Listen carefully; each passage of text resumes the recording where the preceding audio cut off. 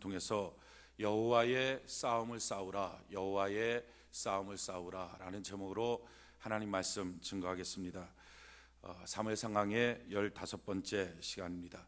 우리 인생 살면서 예수님을 믿게 될 때 우리가 누리게 되는 가장 위대한 은혜와 축복이 있다면 하나님이 우리의 아버지가 되어주시는 것입니다. 할렐루야. 우리 인생 살면서 만남이 가장 중요하죠. 내가 누구를 만났느냐, 어떤 선생님 만나느냐, 어떤 사람을 만나서 결혼하느냐 참 중요합니다. 그런데 이것보다 더 중요한 것은 내가 어떤 부모를 만나느냐, 이것은 우리의 삶의 가장 중요한 어떤 삶의 기반이 됩니다. 그래서 어떤 부모를 만났냐에 따라서 어쩌면 출발점이 다른 인생을 살아갈 수도 있습니다. 그런데 우리가 예수 그리스도를 만나게 되면 내가 비록 조금 내 마음에 들지 않는 그런 형편이라 할지라도 하나님이 우리 아버지가 되어주시고, 할렐루야, 하나님이 우리의 기반이 되어주시는 놀라운 은혜가 있는 줄로 믿습니다.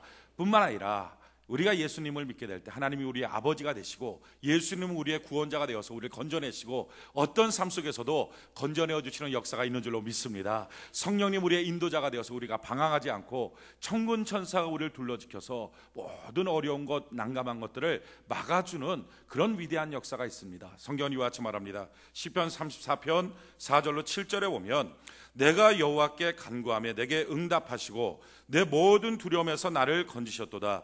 그들이 주를 앙망하고 광채를 내었으니 그들의 얼굴은 부끄럽지 아니하리로다. 이 곤고한 자가 부르짖음에 여호와께서 들으시고 그의 모든 환난에서 구원하셨도다.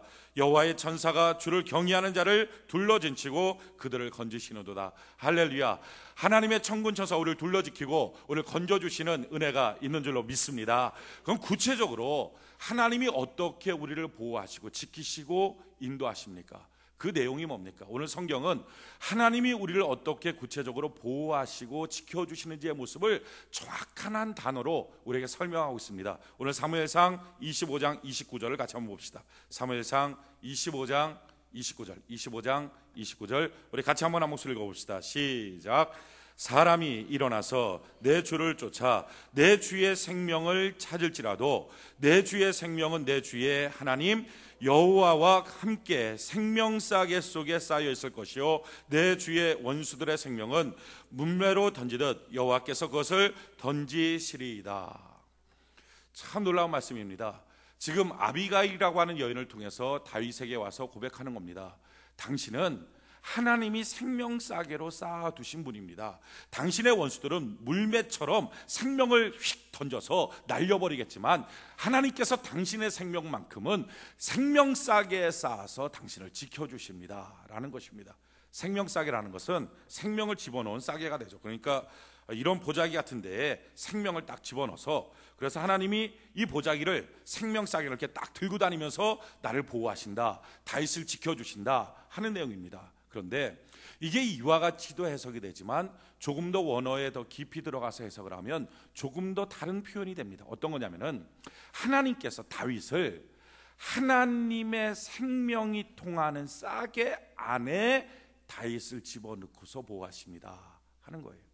그러니까 생명을 넣는 생명싸개로 다윗을 들고 다닙니다 하는 표현도 되지만 하나님이 하나님의 생명이 통하는 싸개 안에 다윗을 집어넣고 보호하십니다 라고 하는 표현도 됩니다. 저는 이 표현을 볼 때 어떻게 그럴 수 있는가, 어떻게 생명이 통하는 싸개 안에 다윗을 집어넣고 하나님이 보호하실까, 이게 도대체 무슨 표현이냐 이해를 못했습니다. 근데 제가 결혼하고 저희 집사람이 이제 저희 딸을 임신하고 났을 때 그때 깨달았어요.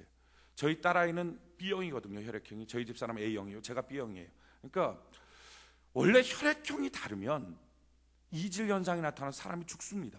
혈액형이 다른 피가 딱 들어가면 그 안에 있으면 죽어요. 근데 참 놀라운 것은 A형의 생명이 통하는 배 가죽 안에, 이 자궁 안에 전혀 다른 생명인 B형의 생명체가 자라나는 거예요. 이게 신비다.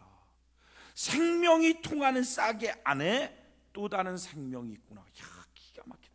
이게 이 표현이 있구나. 그러면 다윗의 위치가 어디냐? 다윗은 예수 그리스도 하나님의 생명, 하나님의 배 안에 있는 것이구나. 우리도 마찬가지로 다윗처럼 예수 그리스도의 배 안에 있는 것이구나 하는 걸 깨달아. 너무 놀라운 거예요. 내가 어디에 살고 있는, 나는 지금 그냥 살고 있는 것처럼 보이는데 그게 아니라 내가 예수 그리스도 안에, 뱃속 안에 살고 있구나 하는 사실을 깨달았어요. 그러나 성경을 보다가요 깜짝 놀랐어요. 이야, 그냥 스쳐 지나갔던 구절들인데 그게 아니었어요. 성경이 뭐라고 표현하고 있느냐, 이렇게 표현해요.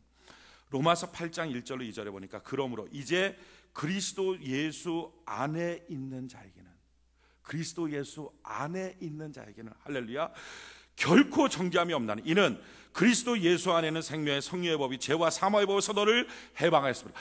우리를 해방시키고 우리에게 모든 용서를 주시는 것은 예수 그리스도의 뱃속 안에서 있는 우리에게 허락하신 하나님의 은혜인 줄로 믿습니다. 뿐만 아니라 더 놀라운 것은 갈라디아 3장 14절에 이는 그리스도 예수 안에서 아브라함의 복이 이방인에게 미치게 하고, 할렐루야, 우리가 어디서 복 받아요? 예수 그리스도 안에서 복 받는 줄로 믿습니다. 아브라함의 복이 뭐예요? 창세기 22장 1절로 2절에 보면 너는 본토 친척 아비 집을 떠나 내가 내게 지시할 땅으로 가라. 그리하면 내가 너를 큰 민족 만들어주리라. 여러분, 아브라함의 복은 지금 작은 것이지만 아브라함의 복이 임할 때 크게 될 줄로 믿습니다.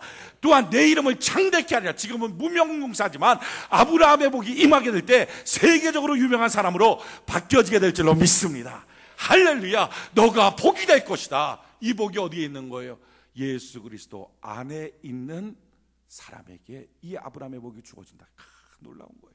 또한 성경 뭐라고 표현해요? 빌립보서 4장 19절에 보면 나의 하나님이 그리스도 예수 안에서 영광 가운데 그 풍성한 대로 너의 모든 쓸 것을 채우시리라. 물질의 축복도 예수 그리스도 안에서 있는 자에게 하나님이 허락하여 주신다는 것은, 저는요 성경을 보여 깜짝 놀랐어요. 전에는 스쳐 지나갔거든요. 근데 그게 아니에요. 야, 나의 위치가 어디 있느냐, 예수 믿는 사람들의 위치가 어디 있느냐, 내가 예수 믿는 그 순간에 내 위치가 어디에 가느냐, 그렇구나, 예수 그리스도의 뱃속 안에 있구나, 할렐루야. 그러고 나서요, 제가 저희 아내가 이제 임신해가지고 쭉 아이를 그 자궁에서 키워나가는 과정들을 면밀하게 관찰을 했어요. 참 놀라운 사실은요, 이 아이가 뱃속에 있으면서 놀래요. 지가 뭐 깜짝 놀래랬으면 깜짝 놀래요. 근데 놀래면 어떡하냐면 이 아이가 이렇게 위쪽으로 탁 와서 딱딱하게 굳어져 있는 거예요. 저보게 만져보라고 만져보니까 딱딱하게 굳어져 있어요. 위쪽이 뭐죠? 이게 탯줄이 위에 거기 갖고 딱딱하게 굳어져 있어요. 그러다가 마음이 좀 편해지면 쭉 풀어져서 또 돌아다니면서 손가락으로 찌르고 발로 뻥 차고 어머니 뱃속에서 막 그렇게 하고 다녀요. 야, 그렇구나, 우리가 예수 그리스도 안에 있지만 두려움을 느끼는구나 하는 그 두려움을. 근데 그 두려움을 아무리 느껴도요, 놀라운 사실은 어머니 뱃속에 있는 태아를 어머니 배를 가르지 않는 한 어떻게 끄집어낼 수 있습니까? 마찬가지로 우리가 비록 두려움을 느끼지만 예수 그리스도 안에 있는 우리를 예수 그리스도의 배를 가르지 않는 한 어떻게 우리를 끄집어낼 수 있겠어요? 여러분, 우리는 주님 안에서 안전한 존재인 줄로 믿습니다. 우리가 성경에 보면요, 우리 찬송 부를 때도 그렇잖아요. 주 안에 있는 나에게 딴 근심 있으랴. 십자가 밑에 나가 내 짐을 풀었네. 주님을 찬송하면서 할렐루야 할렐루야. 내 앞길 멀고 험해도 나 주님만 따라가리. 아멘. 아멘이십니까? 보통 이렇게 찬양하면 박수도 치고 그러는데 여기는 뭐 박수도 배칠러 갖고 인사받는 꼴인데, 그래요. 여러분, 찬송가에도 그래요. 우리의 위치가 어디가? 주님 안에 있어요. 성경은 이것을 또한 이렇게 표현하고 있어요. 시편 91편 1절에 보니까 지존자의 은밀한 곳에 거주하며 전능하신 자의 그늘 아래 사는 자여, 나는 여호와를 향하여 말하기를 그는 나의 피난처시요 나의 요새시요 내가 의뢰하는 하나님이라 하리니 이는 그가 너를 새 사냥꾼의 올무에서와 심한 전염병에서 건지실 것이미로다. 우리가 지존자의 은밀한 곳에 있는 줄로 믿습니다. 그러기에 우리의 인생은 참 안심하는 거예요. 참 안정적인 거예요. 천군 천사로 둘러 지켜주고 주님의 뱃속 안에 있는 우리를 누가 과연 도전할 수 있습니까? 그런데 우리가 기억해야 될 것은요, 다 예수 믿는 그날 우리는 주님 안에 있거든요. 그런데 문제는 예수 믿는 사람들 중에 둘로 딱 나눠지는 거예요.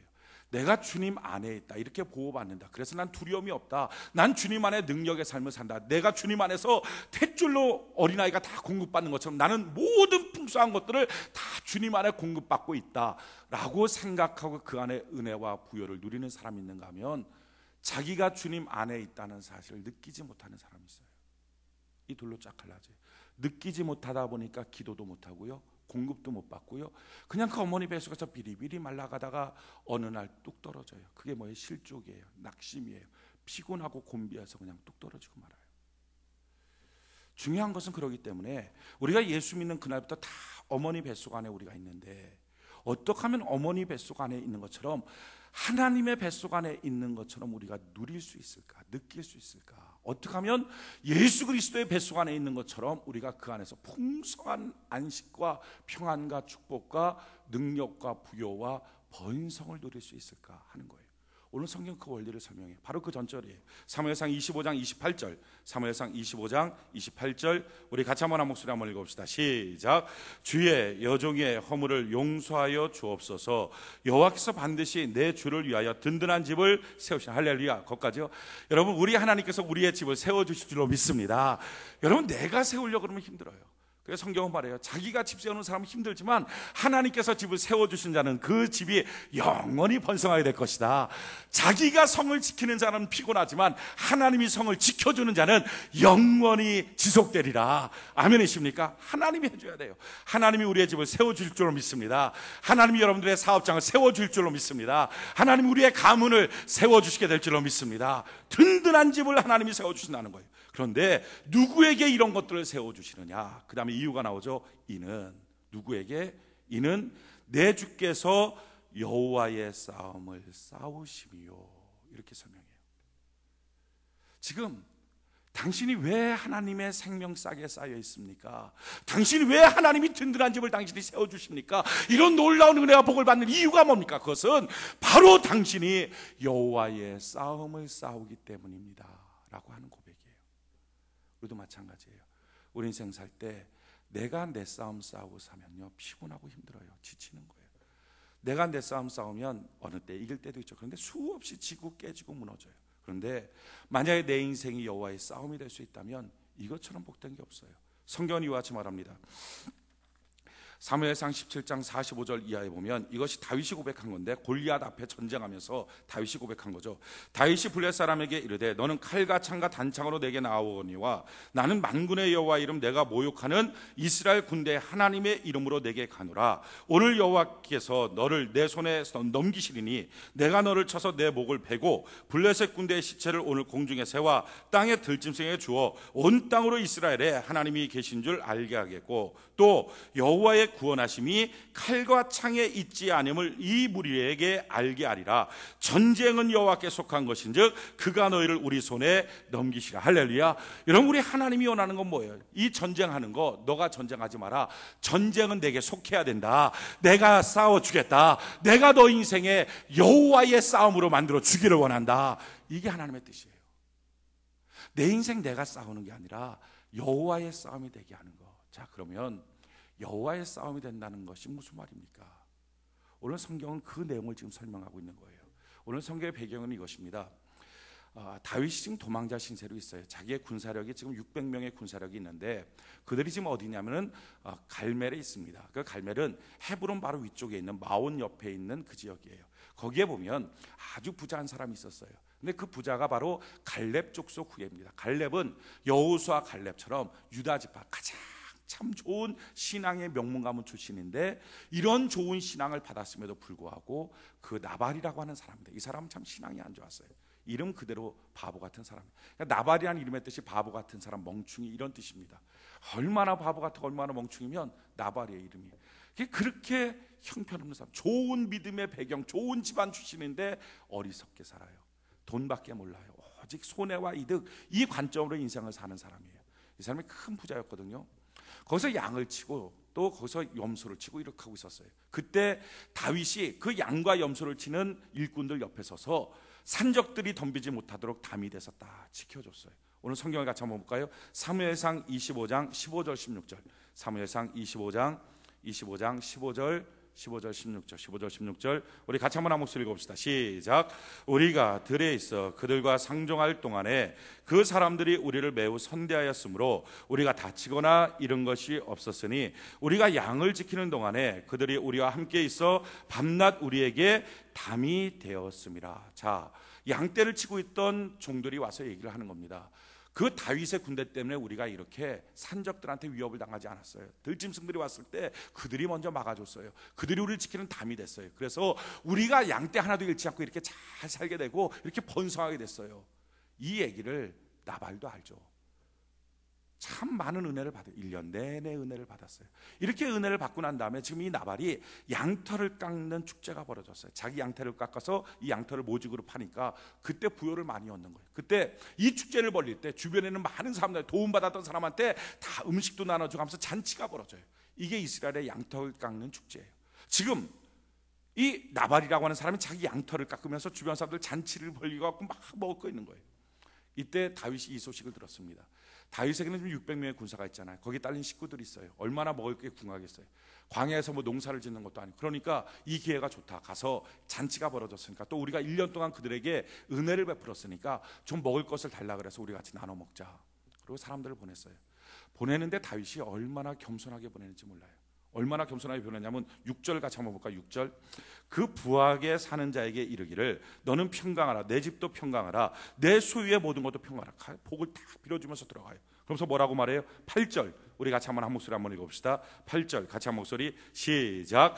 내 소년들에게 물으면 그들이 내게 말하리라. 그런즉 내 소년들이 내게 은혜를 얻게 하라. 우리가 좋은 날에 왔은즉 내 소년이 있는 대로 내 종들과 내 아들 다윗에게 주기를 원하노라 하더라 하라. 뭐라고 말해요? 다윗은 지금 장군이잖아요. 게다가 왕의 사위잖아요.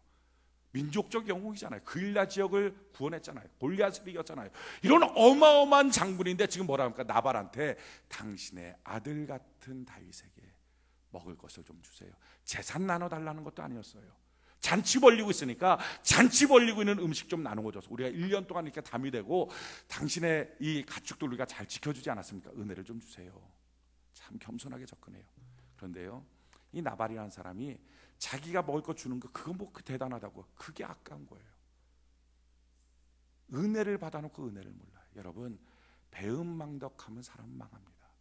사람이 망할 때 특징을 보면요, 은혜를 몰라요. 주님 받은 은혜를 모르고, 교회 안에서 받은 은혜를 모르고, 사람들에게 받은 은혜를 모르고, 부모에게 받은 은혜를 몰라요. 그러니까 은혜를 모르고 너무 좋은 건 당연하고 나쁜 것만 원망거리가 될 때부터 사람은 망하는 시작이에요. 나발이 은혜를 몰라요. 그래서 뭐라고 말합니까? 참 그냥 주기 싫으면 죄송합니다. 우리가 이번에 먹을 걸 조금밖에 못 만들었어요. 죄송해요. 줄 게 없네요. 이렇게 보내면 누가 뭐라 그래. 근데 모욕을 하는 거예요. 야, 요즘 근래에 들어서 주인 떠나는 종들이 많다. 다윗이 누구냐? 그게 뭐냐? 야, 주인 떠난 종 같은 아무것도 아닌 개 같은 존재 아니냐? 아주 망신과 모욕을 줍니다. 그 소리를 다윗이 들었어요. 얼마나 화가 나요. 1년 동안 그렇게 은혜를 베풀어 줬는데, 다 아는데. 그래갖고 지금 그 은혜 때문에 그들이 그렇게 축제를 벌리고 먹을 것이 있는데, 야, 그 은혜 베풀었는데 어떻게 와서 먹을 것 조금 달라는데 이렇게 겸손하게 접근하는데 이럴 수 있냐? 화가 나니까 다윗이 어떻게, 야, 다 칼 차라. 400명 군사한테 칼을 차게 하고 자기도 칼을 차고 200명은 소유지 지키고, 야, 400명 가서 지금 나발의 집에 가서 나발에게 있는 사람 전체를 다 죽여버리겠다. 거기 있는 동물들 싹 죽여버리겠다. 칼을 차고 가요. 당연하죠. 어떻게 이렇게 은혜를 모릅니까? 말이 됩니까? 죽이고 싶은 거예요. 자, 그런 상황 가운데 지금 그 상황을 알고 있는 종들이 있어요. 나발의 종들이에요. 나발의 종들이 가만 보니까 나발이 지금 다윗의 사람들을 막 망신시켜서 보냈거든요. 큰일 났어요. 이대로 내버려뒀다면 큰일 날 것 같아요. 큰일 날 것 같으니까 어떻게 해요? 자기 그 주인한테 말해봤자 주인은 듣지도 않으니까 안주인한테 가서 말하. 아비가일이라고 하는 안주인한테 가서 아비가일이요, 지금 상황이 이렇습니다. 그렇게 1년 동안 우리에게 은혜 베풀었는데 먹을 거 좀 달라고 하는데 그걸 안 주고 주인이 그냥 내쫓았어요. 내쫓을 때 그냥 망신을 주며 쫓았어요. 만약에 그것이 화가 나서 칼 들고 오면 우리는 다 죽습니다.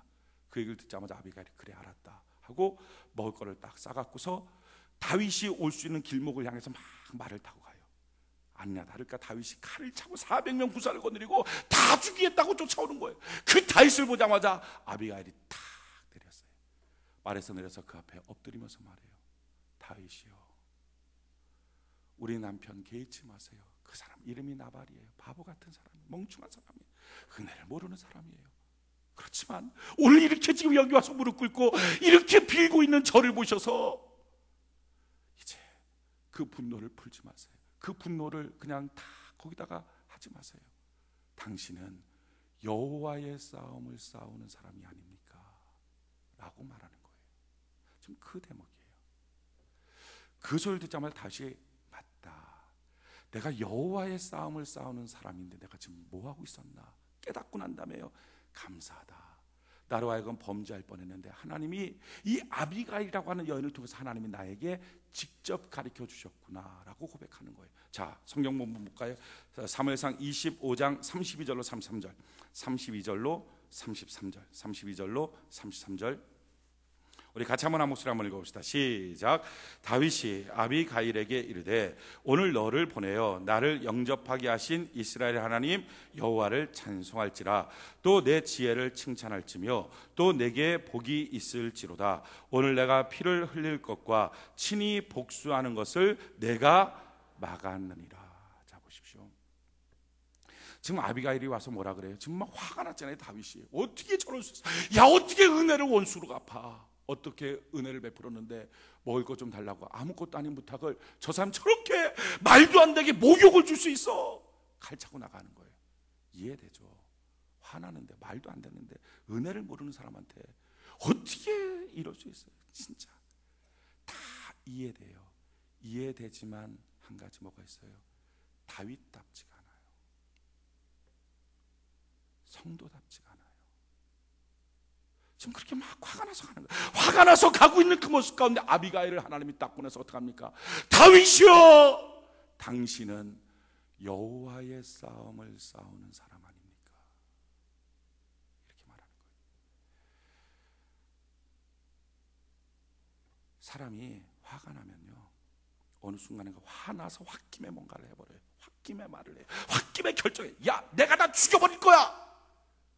뛰쳐나가요. 그러다 보니까 어떻게 돼요? 자기 인생에 자기 싸움이 되는 거예요. 자기가 싸우는 거예요. 지금 자기가 결정하는 거예요. 자기 방법을 쓰는 거예요. 자기가 화를 내는 거예요. 그때 막아서는 거죠. 당신은 여호와의 싸움을 싸워야 되지 않습니까? 당신이 당신 싸움을 싸우는 게 아니라 당신의 인생에 고비고비마다 어떻게 했습니까? 사울왕 죽일 수 있는 그 찰나에도 아니지, 하나님의 기름 부은 자 내가 죽일 수 없지, 하나님께 맡겨야지. 하나님이 선악간에 하나님이 결정하시고 하세요. 하나님께 맡겼거든요. 인생의 고비고비를 하나님께 맡기고 하나님이 일하시도록 했거든요. 그래서 자기 인생이 가만 보면 여호와 하나님이 이끌어온 인생이에요. 여호와 하나님이 싸워오신 인생이에요. 여호와 하나님이 만들어 가시는 인생이에요. 그렇게 여호와 하나님이 만들어 가시는 자기의 인생인데 어느 순간 화가 확 올라오니까 자기가 하고 있어요. 그때 하나님 막아서는 거죠. 너는 여호와의 싸움을 싸우는 사람이 아니냐. 여러분, 화나는 게 뭐가 위험합니까? 화나면요, 어느 순간부터인가 자기가 싸우고 있어요. 낙심하다 보면 자기가 싸우는 거예요. 인내하지 못하고 조급하다 보면 자기가 싸우기 시작하는 거예요. 그게 위험한 거예요. 우리 인생 사는데 가장 중요한 게 뭡니까? 내 인생을 내가 싸울 것이냐, 내 인생을 여호와의 싸움으로 할 것이냐, 우리가 무엇을 결정할 것이냐 하는 거예요. 너무도 당연하고 너무도 마땅한 것 같지만 어느 때 잘못 결정하면 내 인생을 내가 싸우는 인생이 됩니다. 내가 싸우는 인생이 될 때부터 힘든 거예요. 피곤한 거예요. 지치는 거예요. 그러다 보면 비리비리 주 안에 있는 내가 점점점 약해져서 어느 날 낙심으로 실족으로 뚝 떨어지고 마는 거예요. 우리가 잘 아는 찰스 다윈이 있습니다. 이 찰스 다윈이 우리는 진화론 때문에 하나님을 등졌다라고 생각해요. 근데 그렇지 않아요. 찰스 다윈이 진화론 때문에 하나님 등진 게 아니었어요. 찰스 다윈이 지금 남긴 편지가 아닌데 편지가 한 수천 통 됩니다. 근데 이 수천 통의 편지가 대부분 95% 누구한테 보낸 거냐면은 주변에 있는 목사님들한테 보낸 편지예요. 그러니까 진화론 갖고 논쟁하기 위해서 보낸 게 아니라 자기 딸이 아팠어요. 찰스 다윈의 딸이 아파갖고 목사님 제 딸을 위해서 기도해 주세요. 이 딸이 아파요. 낫게 해주세요. 기도해 주세요. 그 편지가 수천 통이에요. 주변 목사님들한테 보낸 거. 날마다 찰스 다윈 기도하면서 하나님 내 딸을 낫게 해달라고. 근데 그렇게 해서 하나님의 은혜 가운데 그 딸이 나았으면 좋았는데 죽었어요. 죽는 그날 찰스 다윈이 야, 인간의 운명은 기도해도 어쩔 수 없구나. 하나님도 못 도와주는 거구나. 하나님도 간섭하지 못하고 통치하지 못하는 곳이 있구나 라는 생각을 하게 됐어요. 그래서 그날로 그가 성경을 덮고 기도하던 무릎을 고추 세우고 풀어버렸어요. 그러고 인생 산 거예요. 누가 이 사람한테 손가락질 하겠어요? 그렇게 열심히 기도했는데 주변에 그렇게 많은 목사님들한테 좀 내 딸 고쳐달라고 그렇게 기도의 편지를 보냈는데 그렇게 하다가 딸이 죽었는데 그렇게 해서 낙심한 사람한테 누가 손가락질 하겠어요? 근데 문제는요, 너무 정당하잖아요. 그렇게 해서 정말 믿을 게 없구나. 그냥 어차피 인생은 정해진 대로 돌아가는구나. 진화하고 나가는 거구나 하고 하나님께 등을 돌렸거든요. 너무 맞는 말 같지만 그 다음부터 찰스 다윈은 어떻게 된 거예요? 자기 인생을 자기가 싸워나간 인생이 된 거예요. 얼마나 힘들겠어요. 그렇게 힘든 인생 살다가 마지막 찰스 다윈이 죽는 날 딱 한 말이 이것입니다. 나는 내 인생을 허망하게 살았습니다. 그게 마지막 말이에요.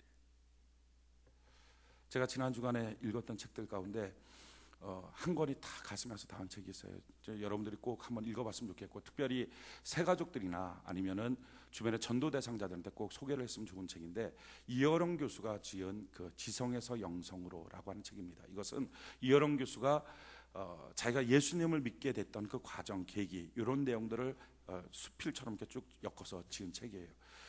참 오래간만에 그 책을 읽다가 눈시울도 적시고 그 책을 읽다가 막 울기도 하고 붙잡고 기도도 하고 그랬던 책이에요. 근데 거기서 이제 그 이어령 그 교수가 얼마나 석학입니까? 그러니까 막 난 절대 예수 지성으로 이성으로 사람이 살아야지, 뭘 갖고 예배당에 쪼그리고 앉아서 예배드리고 기도하고 야 그게 뭐냐 이렇게 했던 사람이거든요. 근데 그 사람이 이제 예수를 믿게 된 거예요. 믿게 됐던 이유가 뭐냐면은 자기 딸이 있어요. 미나라고 하는 딸인데 이 딸이 암에 걸렸어요. 암에 걸렸는데 이 딸은 그때 이미 그 전에 예수님 믿고 있었고, 믿고 있었던 그 딸이 암에 걸리고 난 다음에 아버지는 어찌할 줄 모르는 거예요. 근데 그 딸이 이제 기도하면서 정말 암에서 치료받았어요. 암에서 치료받고 난 다음에 하나님이 기가 막히게 암에서부터 그를 건져냈죠. 그걸 놓고서 이 아버지가 그랬어요.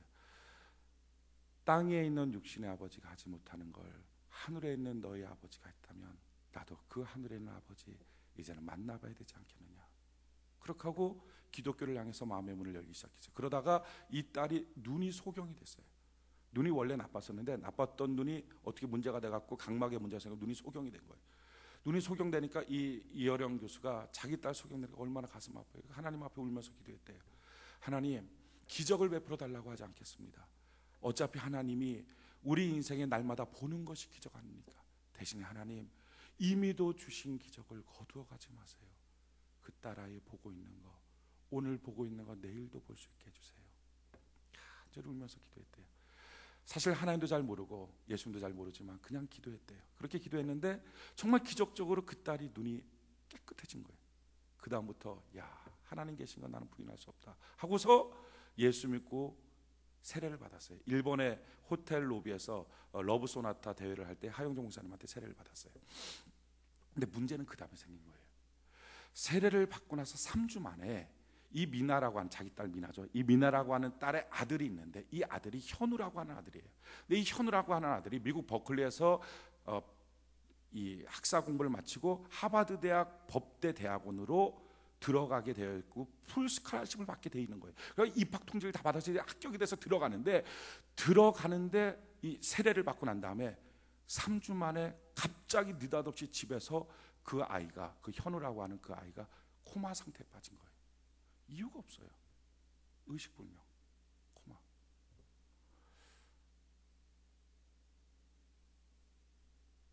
그 이어론 교수가 그러더라고요. 많이 울면서 하나님께 기도했대요. 우는 소리가 밖에 들릴까 봐 목욕탕에 들어가서 수돗물을 틀어놓고 울면서, 하나님, 미나가 그동안 그렇게 고생하고 힘들게 살았는데 그 아들 데려가시면 하나님 어떡합니까? 그냥 좀 놔두시면 안 됩니까? 어차피 몇십 년 후에는 데려가실 거 왜 그렇게 빨리 데려가십니까? 그렇게 울면서 기도했대요. 근데 그렇게 기도했는데요, 그 세례받고 3주 만에 죽은 거예요. 세례 받자마자 그 아이가 코마 상태에 빠졌고, 코마 상태에 빠지고 3주 만에, 그러니까 세례 받고 한 달도 안 됐는데 손주가 죽은 거예요. 그때 그 책에 이렇게 써 있더라고요. 그날 그 손주가 죽었다는 말을 들은 그날 나는 성경책을 덮었습니다. 하나님 앞에 울면서 꿇었던 무릎을 일으켜 세웠습니다. 다시 하나님께 나갈 힘이 내 안에는 없었기 때문입니다. 그렇죠. 누가 그 사람한테 손가락질 하겠어요? 그런 상황에서. 그런데 이 이어론 교사가 바뀌게 된 계기가 있어요. 바로 자기 딸 미나 때문이에요. 정말 슬프기로 말하면 이 이어론 교수겠어요. 사실 미나 자기 아들인데, 미나는 자기 아들. 미나가 정말 힘들겠죠. 그런데 이 미나가 이러더라는 거예요. 내가 현우를 사랑하는 것보다 우리 하나님 아버지가 현우 사랑하는 게 더 큰 걸 나는 압니다. 지금 나는 이해는 못하지만, 지금 다 무엇인지 왜 그렇게 된지 이해는 못하지만 한 가지는 압니다. 더 사랑하시는 하나님이 가장 좋은 곳으로 결정했음을 믿습니다. 그리고 나는 이 시간 하나님을 믿습니다. 하나님을 믿기로 작정합니다. 그러면서 그 현우 또래의 청년들, 청소년들 사역을 시작을 한 거예요. 그렇게 사역하면서 아픈 사람들 막, 또 불쌍한 사람들 케어해주고 사역. 그 기도하고 그렇게 고백하는 자기 딸을 보고 이여론 교수가, 야, 너가 믿는데 내가 뭐라고 안 믿니? 하고 믿기 시작한 거예요.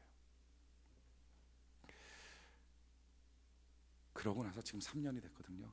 3년 되고 난 다음에 그 딸이, 그 미나라고 하는 딸이 간증하는 내용이 이겁니다. 이제야 알겠어요. 맞아요. 그때 당시에 자기의 감정이 막 북받쳐 있을 때는, 자기의 무슨 소망이 막 있을 때, 그러니까 자기의 자아가 막 너무 클 때는 하나님 음성이 안 들리는 거예요. 분명히 그때도 하나님 말씀하셨을 거거든요. 그 아들 죽는 그 사건 앞에 하나님 침묵하셨겠어요? 말씀하셨겠죠. 근데 말씀하셨을 텐데 못 들은 거죠, 자기가. 그러니까 못 들으니까 모르겠다는, 하나님의 뜻을 모르겠다. 그러니까 막 복받쳐 오르는 감정이 있으면, 복받쳐 오르는 분노가 있으면 못 듣는단 말이죠. 근데 못 들어도요, 한 가지 그 사람이 잘한 게 있어요. 그날 못 들어도 몰라도 결정한 거예요. 하나님 믿기로 결정한 거예요. 믿고 나서 지금 3년의 세월이 흘렀는데 이제야 알겠습니다. 우리 현우는 천국 가서 내가 꼭 볼 거고요. 더 놀라운 것은 우리 현우 하늘나라로 보내고 난 다음에 이 땅에 너무 많은 내 아들이 있다는 걸 알았어요. 청소년 케어를 했거든요. 청년들 케어를 했거든요. 그들 가운데 가정의 상처, 아픔 없는 사람들이 없다는 거예요. 청년들이 자기 아들처럼, 그 아들 생각이 자꾸 나니까 아들처럼 가서 손잡아주고 대하고, 그러다 보니까 그들이 마음의 문을 열고 바뀌어지고 파릇파릇 살아나고, 죽어있던 심령이 살아나고, 그걸 보면서 야, 이거였구나. 내 아들은 천국 가서 볼 텐데, 어차피 볼 건데 이 땅에 이 많은 아들들 나보고 케어하라고 하나님이 나한테 더 놀라운 사명을 주셨구나. 그걸 알았다는 거예요. 이제 알겠어요 라고 말했다는 거예요. 저희 외할머니도 비슷해요. 저희 외할머니 전에 언제 말씀드렸지만, 외할머니 딸만 6이에요. 딸 이렇게. 얼마나 저희 외할아버지가 그냥 구박하고 괴롭히고 그랬는지. 그러다가 그렇게 구박하니까 그냥 하나님께 기도한 거예요. 뭐 우리가 할 수 있는 기도 다 한 거예요. 새벽 기도, 철야 기도, 금식 기도, 뭐 개발신앙, 별거 기도 다 했어요. 그렇게 기도 다 하다가 정말 하나님이 기적적으로 아들을 줬어요. 외삼촌을 준 거예요. 기적의 소산물, 기도의 증거, 신앙의 결실, 막 주변에서 그러니까 막 할머니도 으쓱으쓱거리고, 야, 기도 많이 하니까 응답했다, 하나님 이렇게 도와주신다, 막 그렇게 해서 잘 키우다가 고등학교 때 저희 외삼촌이 병들어서 죽었어요. 기도의 응답이었거든요. 신앙의 소산물이었거든요. 하나님의 약속으로 주신 아들이거든요. 얼마나 많은 사람들 하나님이 약속으로 주신 사업장 무너졌다고 신앙 팔아먹습니까? 하나님이 약속으로 주신 가정인데 그것이 깨졌다고 신앙 팔아먹는 사람이 얼마나 많아요. 그걸 누가 손가락질하겠어요? 야, 저 사람 신앙 없구나. 누가 그런 말 할 수 있겠습니까? 어쩌면 그럴 수 있어요. 그런데요, 그때 그렇게 외삼촌이 죽고 난 다음에 우리 할머니 충분히 하나님 등 돌릴 수 있죠. 이제 성경책 덮습니다 할 수 있을 거예요. 근데 그때 할머니가 이랬어요. 사실은요, 저는 아들 낳을 팔자 아닌데 기도하니까 나 같은 게 뭐라고 하나님이 아들 주셨어요. 아들 키우는 재미 주시다가 군대 가기 전에 내가 서글퍼할까 봐 더 좋은 천국으로 하나님이 먼저 보내서 나는 그 아들 만날 수 있어요. 난 하나님 믿어요. 감사해요. 지난주에 저희 할머니가 이 심장이 안 좋으시거든요. 그래서 연대 세브란스에 입원하셨어요. 그래갖고 지난주간에 잠깐 갔다 왔는데 이제 퇴원하셨는데 지금 이제 연세가 90이 훨씬 넘어서 이제 2, 3년만 있으면 100세가 되거든요. 할머니 만나고 할머니가 아직도 소녀 같아요. 막 웃으면서 오 목사님 오셨어요. 막 손잡아주고 제가 기도해드렸어요. 전에는 기도할 때 제가 백수하시라고 기도했거든요. 근데 지금 큰일 나요. 백수는 2, 3년밖에 안 남아서 이제는 모세처럼 사시게 하여 주옵소서 이렇게 기도하거든요. 120수를 하라고 기도하거든요. 근데요, 제가 이렇게 기도하고 났더니 할머니가 그러는 거예요. 제 손을 잡고, 오 목사님, 저요 행복해요. 여러분, 만약에 저희 할머니가 그 외삼촌이 잃었을 때, 야, 어떻게 하나님 이럴 수 있어 하고 모르겠다, 성경책도 없고 그렇게 인생을 결정했다고 합시다. 그걸 누가 손가락질하겠어요? 그걸 누가 신앙 없는 사람이라고 함부로 말하겠어요? 말할 수 없죠. 말할 수 없지만 그렇게 인생을 결정하고 살면 그날부터 할머니의 인생, 할머니가 싸워나가야 되지 않습니까? 그러면 과연 행복할까요? 아들도 이러는데 혼자 싸우면 더 행복하겠어요?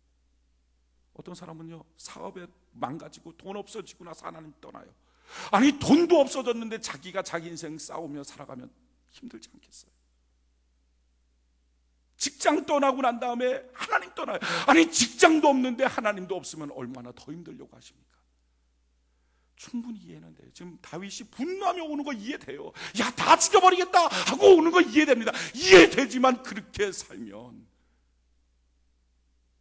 자기가 자기 인생 싸워나가면 행복합니까? 오늘 하나님이 그걸 막으시는 거예요. 너는 여호와의 싸움을 싸워야 되지 않느냐. 여호와의 싸움을 싸워야 되지 않느냐. 분명히 하나님 말씀하실 텐데요, 우리의 가슴이, 감정이, 우리의 생각이 복받쳤을 때 못 듣는 거예요. 그래서 왜 하나님이 이렇게 하시는지 모른다라고 표현하는 거예요. 사실 모르는 게 아니라 못 듣는 거예요. 그래, 그럴 수 있어요. 자기 감정이 복받치는데 어떻게 그 음성을 듣겠어요? 그렇지만 아무리 못 들어도 한 가지는 해야 돼요. 하나님은 좋으신 하나님, 할렐루야. 우리 인생에 해를 붙여보신 적이 없으신 하나님, 그래서 그 하나님을 선택하고 하나님의 뜻으로 한번 살아보겠습니다 하는 순간 여호와의 싸움이 내 인생에 되기 시작하면 시간이 지나면 알지 않겠어요? 시간이 지나면 그게 행복해지지 않겠어요? 내가 주님 안에 있구나 하는 걸 깨달아야 되지 않겠어요? 여러분, 우리에게 필요한 것이 바로 이것입니다. 여호와의 싸움. 오늘 많은 사람들이 낙심으로, 실패로, 좌절로, 이해되죠. 그런 상태에서 결국 자기 인생, 자기 싸움을 선택합니다. 이게 더 피곤한 인생이에요. 여러분, 저는 여러분들이 믿음을 갖고, 어떤 때는 그 믿음이 믿음으로 느껴지지 않을 때도 있어요. 그러나 그 믿음을 부여잡고, 그 신앙 부여잡고 의도적으로라도 믿어서 여호와의 싸움을 싸워나가는 은혜가 있기를 바랍니다. 그게 승리의 삶이에요. 그게 능력의 삶이에요. 오늘 하나님이 이렇게 다윗을 막으시면서 여호와의 싸움을 싸워야 되지 않느냐 말씀하신 것처럼, 오늘 시간 성령께서 종을 통하여 여러분들에게 여러분들의 인생을 막았으면서 너가 너 싸움 싸워야 되겠냐, 여호와의 싸움을 싸워야 되지 않겠느냐 하나님 말씀하실 때 그 주의 음성 가운데 깨닫고, 그렇습니다 주님, 나는 주님을 신뢰하고 믿습니다, 좋으신 하나님을 인정합니다 라고 고백하고 여러분들의 인생이 여호와의 싸움이 되기를 예수님 이름으로 축원해 드립니다. 우리 같이 하나님께